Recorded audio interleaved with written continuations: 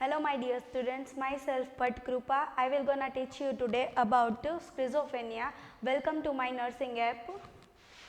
Schizophrenia is really important as a NORCET and other competitive exam. So we will gonna discuss this today. So what is schizophrenia? Today we will gonna discuss about introduction, definition, etiology, clinical features, pathophysiology, treatment of schizophrenia. So today what is schizophrenia? Schizophrenia is a two different word. બે અલગ word થી બનેલું છે. એક છે સ્કિઝો અને બીજું છે ફ્રેનિયા. સ્કિઝો એટલે શું? સ્પીટ અને ફ્રેનિયા એટલે માઇન્ડ. સ્કિઝો એટલે સ્પીટ અને ફ્રેનિયા એટલે માઇન્ડ. બરાબર. કોને આપેલું છે સ્કિઝોફ્રેનિયા? સ્વિસ સાયકેટ્રિક ઉજેન બ્લુરર 1908 માં. પહેલા છે સ્કિઝોફ્રેનિયાને શું કહેવાતું? પહેલા જ્યારે સ્કિઝોફ્રેનિયા વર્ડ કોઈન થયો એ પહેલા એને શું કહેવાતું? ડેમેન્શિયા પ્રેકોક્સ. જ્યારે સ્કિઝોફ્રેનિયા વર્ડ છે નહોતો આવેલો એ પહેલાં જે સ્કિઝોફ્રેનિયાને કહેવાતું એ હતું dementia praecox. It literally means split of mind. આપણે એને બીજું શું કહી શકીએ? Fragmented mind. સ્પ્લિટ એટલે વેરાઈ જવું, વિખરાઈ જવું અને ફ્રેગમેન્ટ. બરાબર. એક આ માઇન્ડ છે તો એના જે ફંક્શન છે અલગ અલગ. ફોર એક્ઝામ્પલ થિંકિંગ છે, બિહેવિયર છે, બિહેવિયર છે, ઇમોશન્સ છે, ફિલિંગ છે. તો આ બધા વચ્ચે કાંઈ કોર્ડિનેશન નહીં હોય. બરાબર. આ શું હશે? થોટમાં પ્રોબ્લેમ હશે, બિહેવિયરમાં પ્રોબ્લેમ હશે, ઇમોશન્સમાં, ફિલિંગ્સમાં, બધાની અંદર શું હશે? એક પ્રોબ્લેમ ક્રિએટ થયેલો હશે. નેક્સ્ટ શું છે? He explained that split occur between cognitive and emotional aspect. હવે શું કીધું છે કે જે કોગ્નિટિવ અને ઇમોશનલ આસ્પેક્ટ છે, બરાબર, એ બે વચ્ચે કોઈ કોર્ડિનેશન બનતું નથી. કોગ્નિશનની અંદર ફોર એક્ઝામ્પલ હું તમને આપું, બરાબર, તો છે થિંકિંગ. તો થિંકિંગ અને એની ઇમોશન્સ આ બે વચ્ચે કોઈ પણ જાતનું કોર્ડિનેશન્સ છે એ બનતું નથી. શું થઈ જાય છે? સ્પ્લિટ થઈ જાય છે. એના જે દરેક ફંક્શન્સ છે એ સ્પ્લિટ થઈ જશે. પછી છે schizophrenia is a long term mental health condition. It is really very dangerous condition and also chronic. આનો પ્રિવેલન્સ રેટ છે, બરાબર, એ બહુ ઓછો હોય છે. 0.5 to 1 જ હોય છે અમોંગ ટોટલ પોપ્યુલેશન.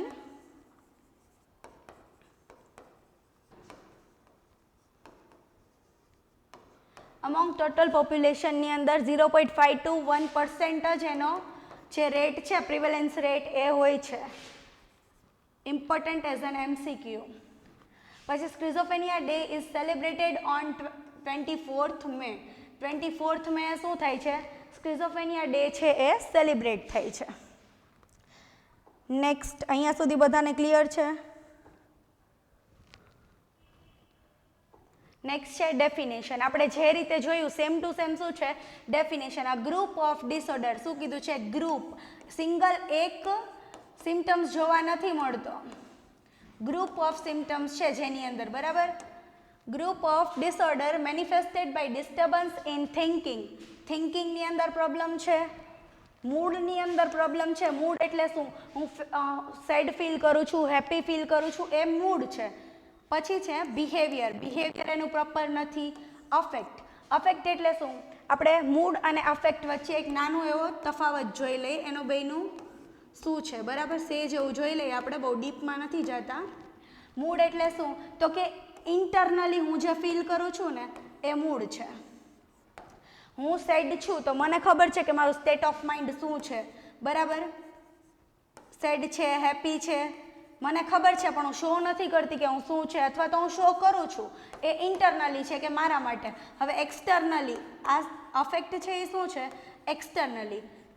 જે થેરાપિસ્ટ છે અથવા તો કોઈ એક્સટર્નલ પર્સન છે એ જે ચેક કરશે એને જે ખબર પડશે એ અફેક્ટ છે, બરાબર. ફોર એક્ઝામ્પલ કે પેશન્ટ છે, બરાબર, એમનામ બેઠું છે, એને આપણે કોઈ પણ સારી ખબર આપી છે કે ખરાબ ખબર આપી છે, ગુડ ન્યૂઝ કે બેડ ન્યૂઝ, એ બંનેમાંથી એકયમાં એને કાંઈ રિએક્શન ફોર્મેશન નથી, તો આ શું થયું? અફેક્ટ. અહીંયા સુધી ક્લિયર હશે. પછી ઇમોશન્સમાં પ્રોબ્લેમ હશે, મેમરી, બરાબર, એની રિસેન્ટ, રિમોટ કે ઇમિડિયેટ, ત્રણમાંથી એકય મેમરી છે એ પ્રોપર વર્ક નહીં કરતી હોય.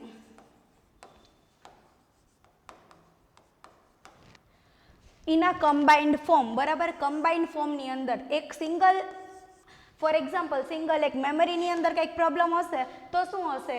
તો ડેમેન્શિયા કહી શકીએ અથવા તો એલ્ઝાઇમર કહી શકીએ, પણ આ સિંગલ પ્રોબ્લેમ નથી, બરાબર. આ ગ્રુપ છે આખું સિમ્ટમ્સનું. અહીંયા સુધી ક્લિયર છે બધાને? નેક્સ્ટ છે ઇટિયોલોજી. હવે ઇટિયોલોજી એટલે શું? કોઝિસ, શેના કારણે આપણને સ્કિઝોફ્રેનિયા છે એ થઈ શકે. એમાં ફર્સ્ટ છે ન્યુરોટ્રાન્સમીટરની અંદર પ્રોબ્લેમ હોય, ડોપામાઇન હાઇપોથેસિસ. હવે આ શું છે? ન્યુરોટ્રાન્સમીટર.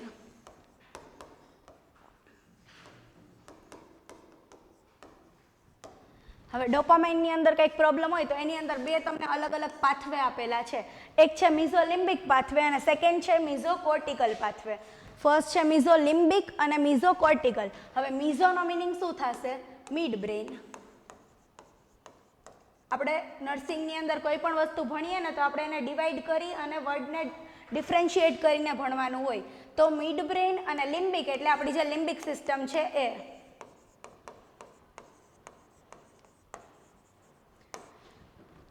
મિડ બ્રેઇનમાંથી ડોપામાઇન છે એ લિમ્બિક સિસ્ટમની અંદર,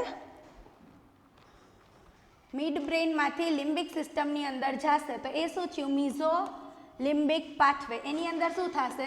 ડોપામાઇનનું લેવલ કેવું થઈ જશે?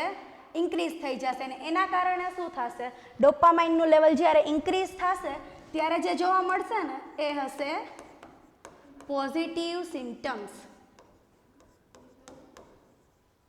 પોઝિટિવ સિમ્ટમ્સ, જેને આપણે બીજું શું કહી શકીએ? ડેવિયન્ટ સિમ્ટમ્સ.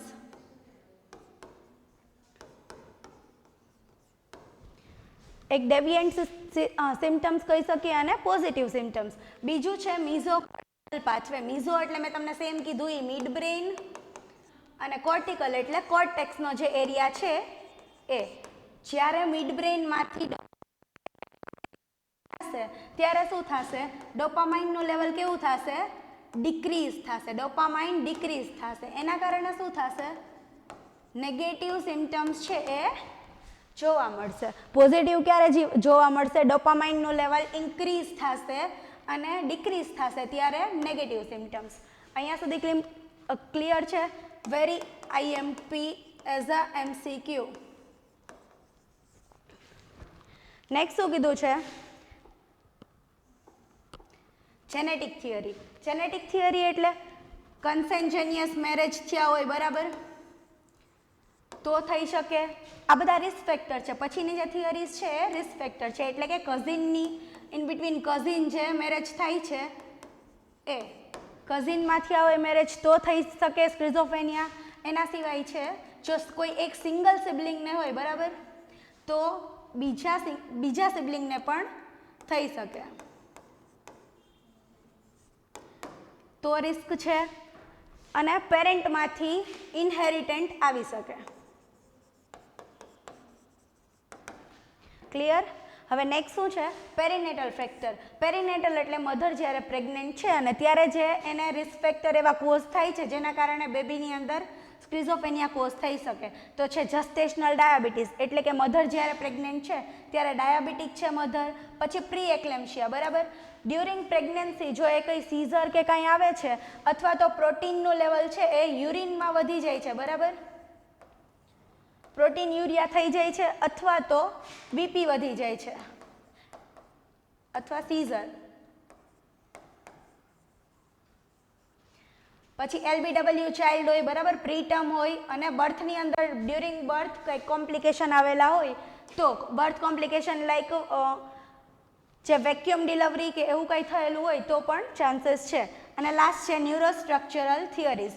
ન્યુરોસ્ટ્રક્ચરલ થિયરીઝ એટલે શું? તો કે જ્યારે આપણે MRI કે CT સ્કેન કરશું ત્યારે આપણને ખબર પડશે કે એની અંદર કંઈ પ્રોબ્લેમ છે કે નહીં. એમાં તમને એક આપેલું છે, વેન્ટ્રિકલ્સ છે એ એનલાર્જ થઈ ગયા હોય, બરાબર, વેન્ટ્રિકલ્સ છે એ મોટા થઈ ગયા હોય તો, અને બીજું આપેલું છે એ આપણે ક્યારે ખબર પડશે? CT સ્કેન અથવા તો MRI આ જ્યારે કરશું ને એમાં દેખાશે કે વેન્ટ્રિકલ એનલાર્જ છે, એ લોકોને રિસ્ક છે કે સ્કિઝોફ્રેનિયા થઈ શકે. પછી છે mild cortical atrophy. Mild cortical atrophy એટલે શું? આપણું જે બ્રેઇનનું સ્ટ્રક્ચર છે, બરાબર, એ નોર્મલ હોવું જોઈએ એવું નથી, બરાબર, નોર્મલ હોવું જોઈએ.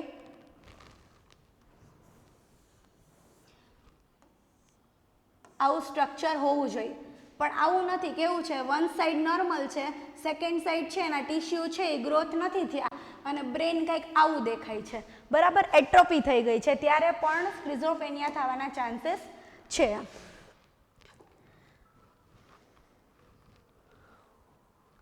પછી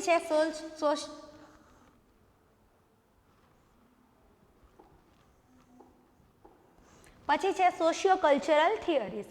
સોશિયો કલ્ચરલ થિયરીઝ એટલે સોશિયો ઇકોનોમિક સ્ટેટસ જેનો લો હોય, સોશિયલ મોબિલિટી એટલે માઇગ્રેટ કરતા હોય, બરાબર, એક જગ્યાએથી બીજી જગ્યાએ માઇગ્રેટ કરતા હોય એવા લોકો છે, બરાબર, એને ચાન્સીસ છે કે સ્કિઝોફ્રેનિયા થઈ શકે. આના સિવાય આપણે બીજું એક એક્ઝામ્પલ લઈએ તો ડાયવોર્સ.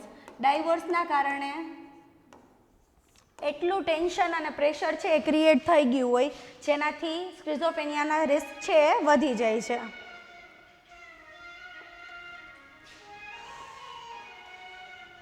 નેક્સ્ટ છે પેથોફિઝિયોલોજી. પેથોફિઝિયોલોજી કોઈ પણ જેનેટિક અથવા તો એન્વાયરમેન્ટલ આપણે જે વસ્તુ જોઈએ અત્યારે ઇટિયોલોજીની અંદર, એ કોઈ પણ એક કોઝ હોય જેના કારણે ન્યુરો ડેવલપમેન્ટલ એબનોર્માલિટી છે એ દેખાય. ન્યુરો ડેવલપમેન્ટલ એબનોર્માલિટી એટલે કે જ્યારે બ્રેઇન ડેવલપ થતું હોય ત્યારે એ ડેવલપ પ્રોપરલી ન થઈ શકે, બ્રેઇન ડેવલપ ન થઈ શકે અથવા તો ન્યુરલ સર્કિટ જોવા મળે, બરાબર. ન્યુરલ સર્કિટ એટલે શું? તો કે જે જગ્યાએ જે કેમિકલ્સ પહોંચવું જોઈએ એ નથી પહોંચતું, ઓછું પહોંચે છે, વધારે પહોંચે છે, એવું દેખાય. એના કારણે શું થાય છે? Which leads to improper balance of chemical and brain dysfunction. હવે એમાં એક્ઝામ્પલ આપેલું છે ડોપામાઇન ઘટી જાય છે, નેગેટિવ સિમ્ટમ્સ, વધી જાય છે પોઝિટિવ સિમ્ટમ્સ, બરાબર. ઇમ્પ્રોપર કેમિકલ એટલે આપણે શેની વાત કરી અહીંયા? Neuro transmitter.